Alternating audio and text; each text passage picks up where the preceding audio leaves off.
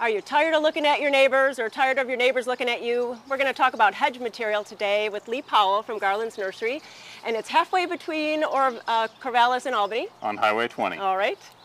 Why don't you start with this boxwood down here? Well, this is a fairly standard hedge plant, the boxwood, and I brought it in just to show you what a lot of people choose for hedge plants. It's fine. It's really a tough-as-nails shrub that does a good job of screening you from your neighbors, but I also wanted to bring in a few other plants that maybe would provide a little more interest. Oh, I think that's helpful because we do get into ruts. We do.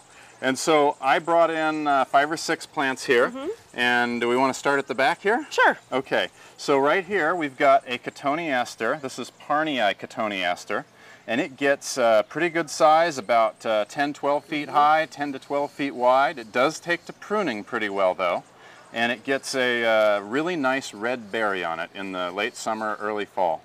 And the birds just love it later into the season. They do. They really go through and just demolish the berries, so that's great.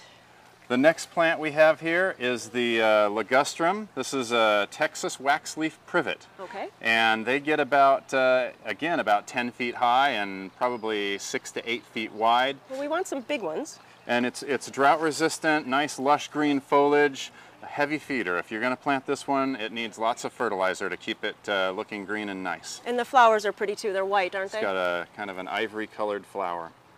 And what about this one up here?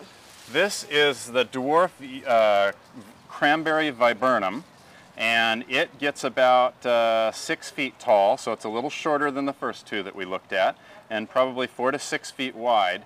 It is a deciduous plant, so it will drop its leaves, but it has the added bonus of having absolutely fantastic red fall color. That's a good butt. Yes. And it is, as you can see, it is pretty dense, so even after it drops its leaves, it gives you fairly good privacy. And here's one hiding back here. This is the Diablo 9-bark, and again, it's going to be a pretty good-sized shrub, probably 12 to 15 feet tall. Nice one, though. Grows very fast, has this great burgundy foliage, and has a nice white flower in the summer on top of the burgundy foliage that stands out very nicely. I could see a line of these across the back of the property, though. It would be very pretty. Yeah, and again, this one's deciduous as well, so it'll drop its leaves. Okay. And this is a pretty one down here. I love the leaf texture. This is a real different hedge plant, and one that I really like to use a lot. It is Osmanthus rotundifolia, so round leaf osmanthus. It again gets probably 8 to 10 feet high and wide. A little shearing will keep it nice and tight, and it has a flower in the late summer that has some nice sweet fragrance to it as well. Oh, that's a nice bonus too.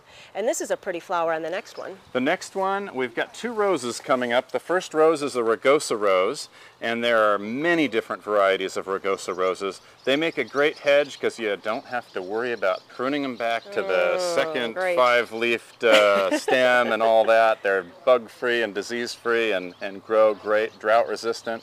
So it's a good, tough plant. It gets a red hip on it, a red little fruit in the fall, which looks real nice. That's such a pretty winter interest to it.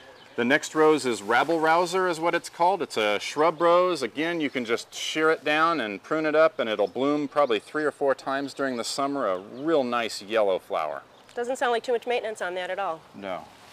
And last one here with the red berries on it. The last one is a holly. This is blue princess holly. Gets great red berries. It would actually work great for cutting and bringing in for Christmas as well. Wonderful. So, and it'll get about 5 to 8 feet high and wide, but takes to shearing real well. And the foliage turns sort of a little bit on the burgundy side of green in the winter as well. Ah, with the cold weather.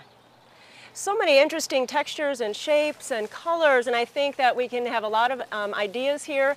Come down and see Lee and his staff and get some more ideas, and just don't plant that same old hedge that you see everywhere in your neighborhood. Thanks so much for having us. Thank you.